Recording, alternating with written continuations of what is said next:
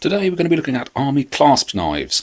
This is a subject I think often gets overlooked. There are some very specialist collectors. There are some bargains to be had. None of these cost more than £10. These two, the British one, the German one was second hand. This one, the Spanish one, was brand new. I think it was about £9 including postage. I don't think it's an issue one, but I'll come back to that in a minute. So, what do we got? First of all, we'll have a look at the British Army one. There. Tough as old boots. So people do go crazy collecting these, and there are various different sorts. There's a stainless steel version, handled one, rather than this Bakelite one, which I think is a Navy one. That's about all I know about these. There are... people go mad. This is about a £5, I think, at Tankfest. Anyway, British Army clasp knife, no longer issued, I don't think, but was quite popular up to sometime in the 70s, I think. This one, I don't think it's ever been issued. Reason being, A, it's as stiff as hell. There's also this maker's mark on here, 1950, so that makes it, what, 70 years old. Right, tools you get. First of all, screwdriver, big screwdriver. Quite industrial times when this was first made and things were held together with screwdrivers. Screws even. So, screwdriver. Ow. Told you it's stiff. Very stiff. Big bottle opener, big tin opener. This is more of a device for sort of battering tins into submission, really. And it works thus. Put a hole in it. Bash it in. And there. It sort of rips tins open.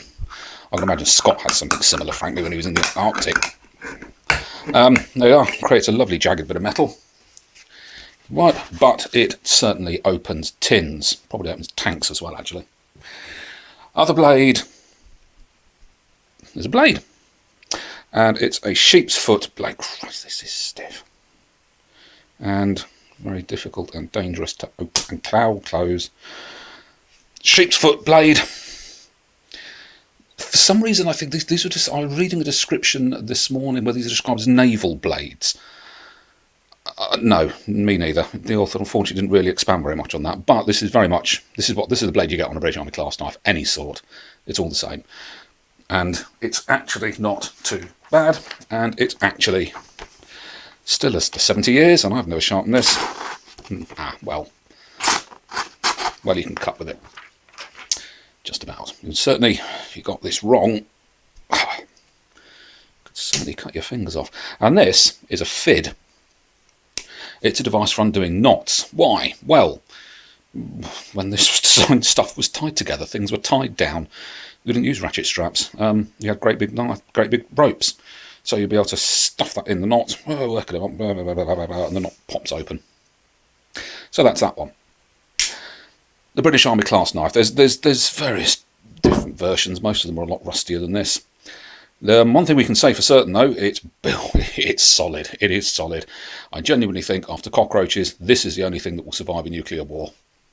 Right, on to Germany's entry. This has now been superseded by a much beautiful looking thing. I think it's Victorinox with a kind of Spyderco style blade on it, it is superb. Now, what do you get? No screwdriver. Lanyard hole, though, quite useful.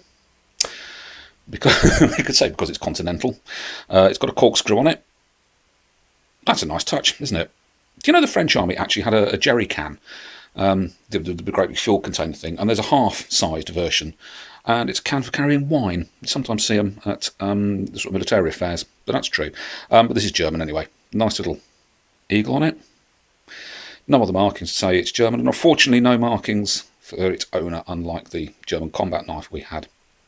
Which is a bit of a shame. So, corkscrew. This blade, which is one of these really, really, really useful things for making holes, and it may sound flatulent. No, it doesn't sound flatulent, does it? Fatuous, even. Wake up. Yeah, you can bore holes in quite a lot of materials in this. From basically opening another belt, well, making another hole in your belt. It will survive undoing knots, but there is that slightly sharp edge just there. Until you've actually had to use one, you won't realise how useful one of these actually is. And saw blade. Look, that is an aggressive bit of saw, isn't it? Bottle opener. You could. Okay, you've got a screwdriver there as well. Let's have a quick look at this. See if this, how well this saw works. I know how well it works because I've tried it before.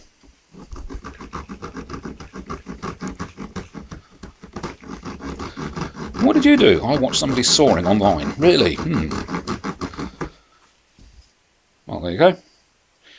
You can saw reasonably well with it. Let's have the mess out of the way. And lastly, let's try and do this without... Again, is the blade. Now, this obviously Maker's Mark. Undated. For size, I think the same as we saw on the German Army combat knife. 3-letter Maker's Code and Rost Frei. Now this is where you can tell it's second hand, can't you? I wonder who did that. Stevie Wonder, perhaps, with a brick. One of the things I think, well, there we go, it's a bit of personal wear and tear.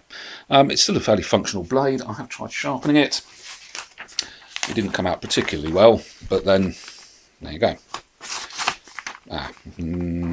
Well, actually, well, yeah, that'll do. It's not too bad. This is much more cheaply made than the British design. I mean, the Army doesn't tend to have a lot of regard for pocket knives in particular, but knives generally. And so it's a little bit more cheaply made. I'm not entirely sure how old this is. The only thing I'm aware of is I think sometime around 2000 they were superseded by the Victorinox type knife. And that's pretty much all we can say about this, really. That's how it's a competent, handy thing to carry. Perhaps a picnic for the corkscrew. Saw would be useful if you're out, I was going to say shooting pigeons, but obviously you can't do that anymore. Thanks, Chris Backham, you are a twat. And yeah, really useful, fairly useful thing to have on you. Now, the big surprise as far as I'm concerned is this, the Spanish Army clasp knife, because I didn't know the Spanish Army had one. I was looking for interesting knives to buy at 3 o'clock in the morning on a night shift and came across this. It's got one of these little things. That annoys me. That really does it. Rattly, horrible thing. Coat of arms, crest rather. Sorry, Spain, right way up. And this, I think, is a civilian replica of the Spanish Army knife. It's got a maker's name on it, one of these blades. I'm trying to remember which one it is. There we are, Miltech. Again, about £8-9, something like that, brand new. It's a replica of the Swiss. Swiss? No, it isn't. Spanish. Reef. I could read these things. Yeah, so hey, who knew the Spanish had an army knife? Let's have a look. What do we get? Right, that's interesting, isn't it? I'm not entirely sure that could be classed as a screwdriver. It's a bit big and blunt. However, there's a fairly aggressive straight line saw. Shall we? Oh, go on then. I've actually tried this one.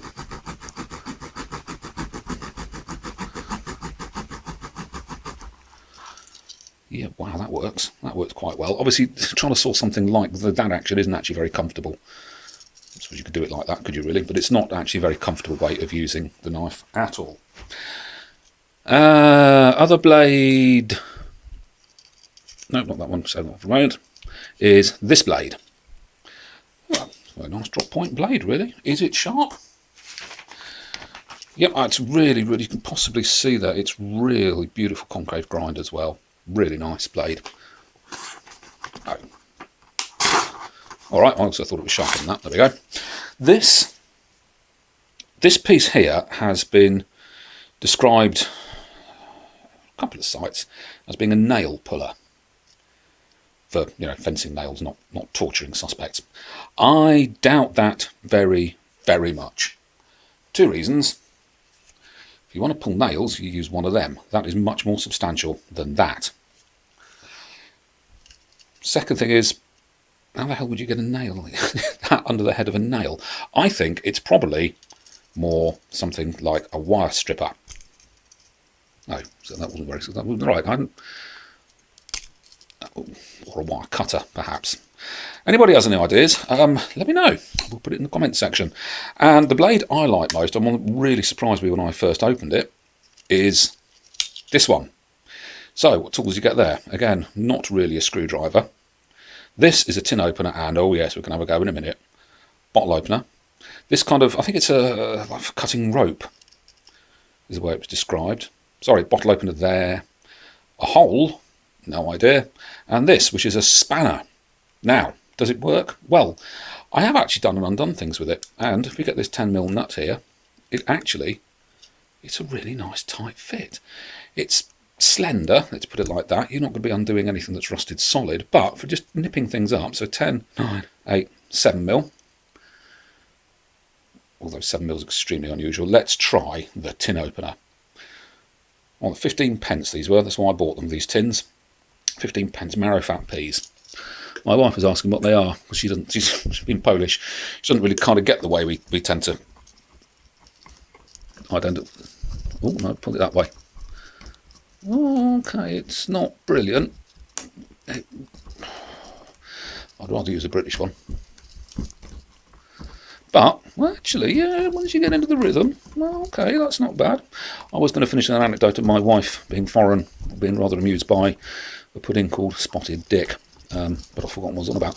Right, okay, so that actually works reasonably well. I am surprised, I would say. I'm impressed. And I just wanted to go see if I could open a tin with it, really. So, these are Army clasp knives. They are actually, I forgot to say, that one's got a file on it as well. Two grade file. Fairly fine and a little bit coarse. So, these are Army clasp knives. And they are actually surprisingly useful things to carry. I used to carry one of these all the time, many years ago. I'm not sure if there was a big spike on it like that, but again, it was handy enough. It was heavy enough and it was big enough, so I'm never going to lose it either. And you could tie it to things. Army clasp knives, an interesting little field, and not a very expensive one either.